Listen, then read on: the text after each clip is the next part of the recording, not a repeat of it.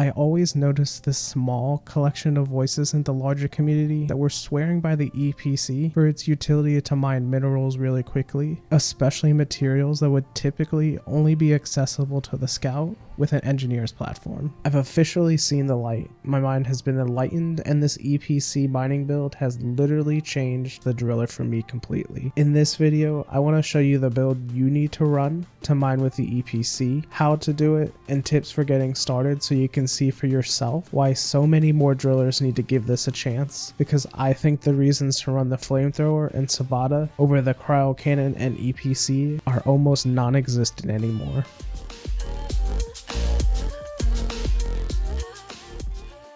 Hi guys, I'm Legionless, and this channel is about helping you enjoy your games more.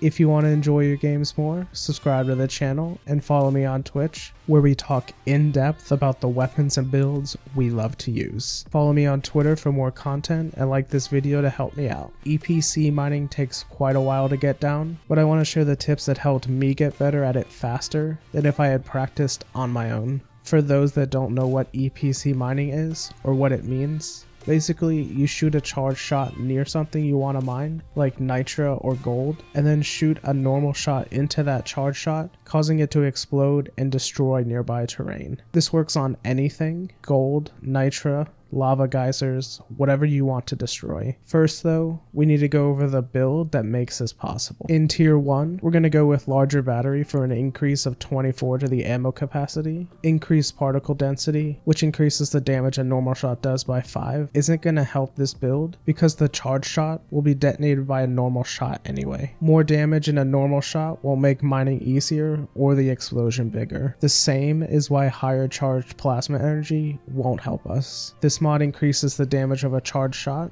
and the damage the charge shot's area does. The increase in ammo from larger battery means you can do more EPC mining or have more room for messing up and learning how to get the hang of the timing. In tier 2, overcharged plasma accelerator really helps with getting a hang of how this works. This mod increases the speed of a normal shot, which is incredibly helpful because the base slow normal projectile is so slow that it's really tough to get the timing down, and the other two mod options just aren't as good of an option to run. Expanded Plasma Splash is fine since it increases the charge shot's effective radius by 1 meter, but the radius is already wide enough that you can get almost all of the mineral you're mining anyway. And then Reactive Shockwave is another mod that increases the charge shot's damage and area damage, which again aren't too helpful. In tier 3, we're going to go with crystal capacitors, which makes it faster to charge up a charge shot. Really, this mostly helps when it comes to combat because you need to get the charge shot out before enemies unfreeze, but it's nice to have for mining. Improved charged efficiency certainly wouldn't be bad since it saves 2 ammo for every charge shot, which is about a third of the ammo. You should run this when you first take the EPC into a Hazard 1 mission, so you can just practice for a couple minutes so you'll understand the very basics of EPC mining. Then go back to crystal capacitors so you can start working on the timing and getting the muscle memory for it. In tier 4, we're going to go with heat shield, which reduces how fast the weapon overheats when holding a charge shot. Basically, this helps you get more charge shots off, which is most useful in combat and when you're mining a bunch of times with the EPC. It's also helpful when learning how to EPC mine, since you'll probably mess up fairly often and you can shoot more charge shots before overheating. High density battery certainly lets you do a little bit more with its extra 24 in ammo, but I found it pretty punishing if you're not perfect with your charge shots. What I mean is that you get less charge shots before overheating, so you really need to make sure they kill what's in front of you or mine what you wanted to reach, or you're left with an overheated EPC. Obviously, this is a bigger issue when you use the EPC in combat.